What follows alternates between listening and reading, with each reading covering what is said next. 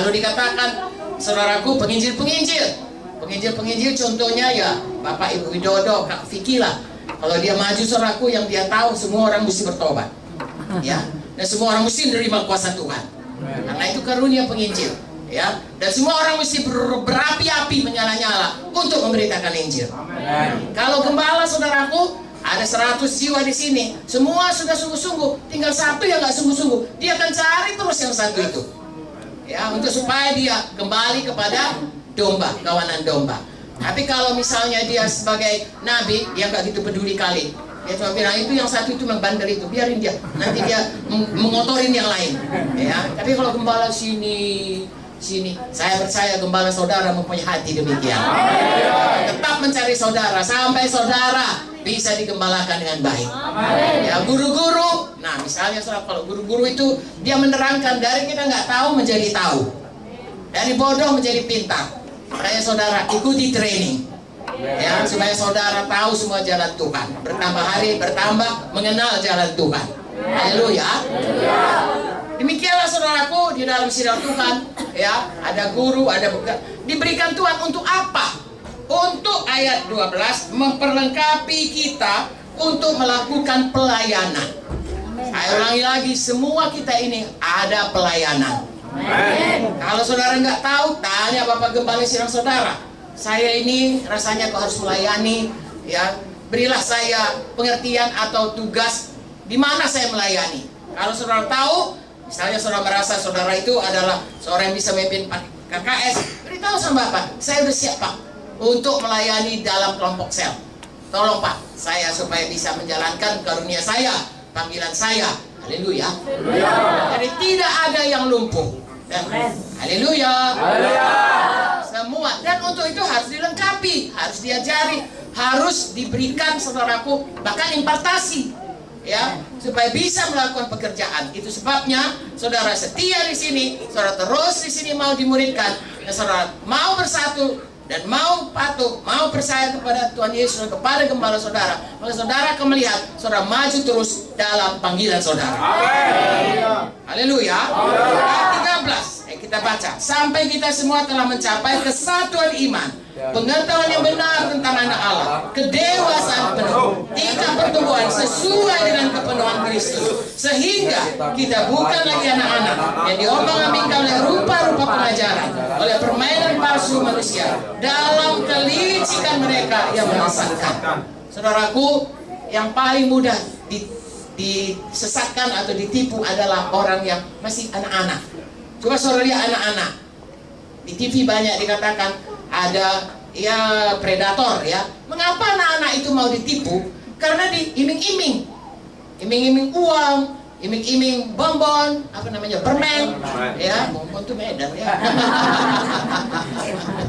Permen, ya, diiming-iming saudaraku, tapi karena dia masih anak-anak, dia tidak tahu, akhirnya bisa ditipu. Itu sebabnya kita harus semua mau dilengkapi oleh pemimpin kita, supaya kita bertumbuh seperti katakan, menjadi dewasa secara rohani, tidak bisa dipermain-mainkan.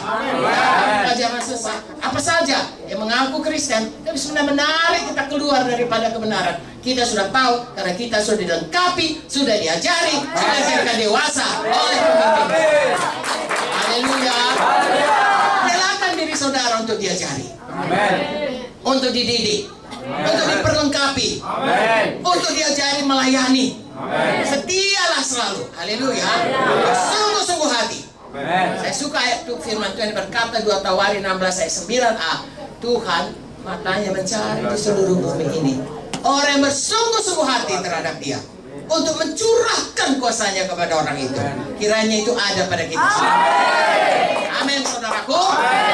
Tidak bisa diombang-ambingkan. Ayat 15, tetapi dengan teguh berpegang pada kebenaran di dalam kasih, kita bertumbuh dalam segala hal ke arah Dia Kristus yang adalah kepala. Daripadanya lah seluruh tubuh rapi tersusun, diikat menjadi satu pelayanan, semua bahagiannya diikat menjadi satu oleh pelayanan semua bagiannya, sesuai dengan kadar pekerjaan tiap-tiap anggota, menerima pertumbuhannya dan membangun dirinya dalam kasih. Jadi saya dan saudara kalian semua di GKI Semarang Timur ini, saudaraku, berpegang teguh pada kebenaran di dalam kasih. Amin. Dua perkataan, kasih, kebenaran. Saudara berpegang teguh pada kebenaran, tapi harus dalam kasih. Ya, tidak berkata ini kebenaran, mau apa kau? Bisa, saudara. Ya. Oh, saya mengasihimu, engkau sudah berbuat dosa, engkau sudah, biarlah nggak apa-apa, kan itu pun tidak. Ya, harus berpegang teguh dalam kebenaran, tapi dalam kasih. Amin. Pada ayat yang lain dikatakan kita harus mengasihi, tapi dalam kebenaran. Dua hal ini, saudaraku, saudara harus pegang di dalam kehidupan saudara bersama, yaitu selalu berpegang teguh pada kebenaran.